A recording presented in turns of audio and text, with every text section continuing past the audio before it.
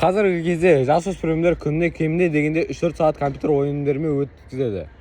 Біз Әл-Фараби атындағы колледждің 2-ші курс студенттері Толысбай Рысат пен Тұрымбек Жігер және жетекшіміз Нұрметова Құралай Исламқызымен біз қазақ ұлттық ойындарының тарихы мен жерлерін алып, осы компьютерлік ойынды 3 тілде құрастыру планын құрдық. Біздің ойында қазақ ойындарының ең бастысы ол бәйге, асық ату, тоғызқұмалақ сияқты ойындар жүреді.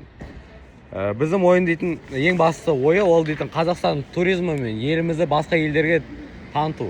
Өйткені біздің елімізді басқа елдің жасөспірімдері, тағы да басқа да азаматтары біздің елімізді тани қоймайды.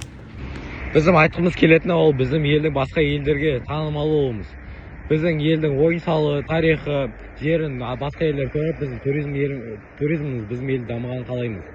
Біздің елде осыншама көптеген көрікті жерлер бар. Солардың бәріне бізді популяризация болу керек. Олар басқа елдер көріп, олар бізді көрген сайын бізге тамсанып, ойын арқылы біздің елімізді көргісі келіп, біздің туризмді дамыту керек.